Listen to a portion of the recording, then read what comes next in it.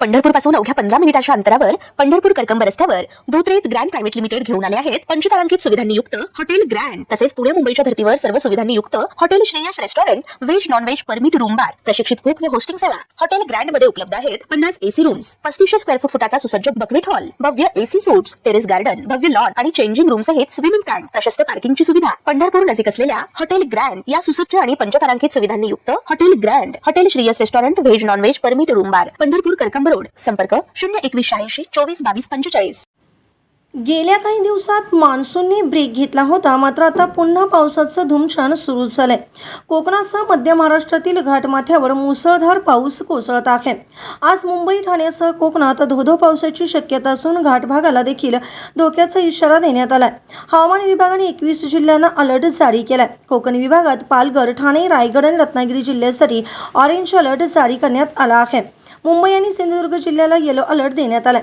ताशी 50 ते 60 किलोमीटर वेगाने वारे वाहण्याची शक्यता असून मुसळधार पावसाचा इशारा देण्यात आला आहे। त्यामुळे नागरिकांनी आवश्यक ती खबरदारी घेण्याचे आवाहन करण्यात आले आहे।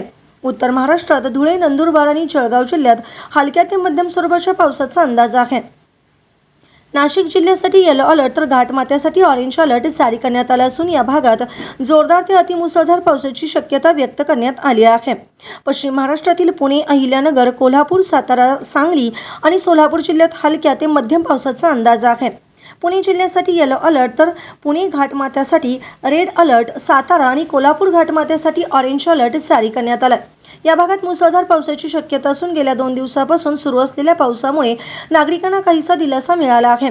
मराठवाड्यात छत्रपती संभाजीनगर, जालना, परभणी, बीड, हिंगोली, नांदेड, लातूर आणि धाराशिव जिल्ह्यात हलका ते मध्यम पाऊस तसेच काही ठिकाणी मेघगर्जनेसह सरी पडण्याची शक्यता आहे। या विभागासाठी सध्या कोणताही विशेष अलर्ट जारी करण्यात आलेला नाही।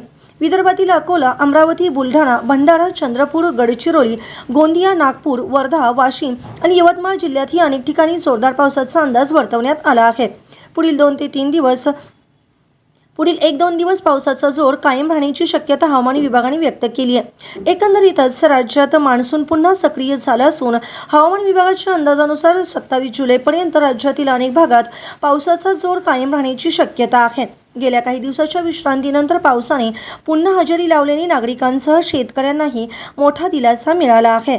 नागरिकांनी आणि शेतकऱ्यांनी हवामानाचा अंदाज लक्षात घेऊन आवश्यक ती खबरदारी घ्यावी असे आवाहन हवामान विभागाने केले आहे। ताज्या घडामोडी पाहण्यासाठी आमच्या YouTube चॅनलवरील PVR म्हणजेच पंढरी वार्ता या न्यूजला सबस्क्राइब करा आणि शेजारील बेल आयकॉनवर क्लिक करा।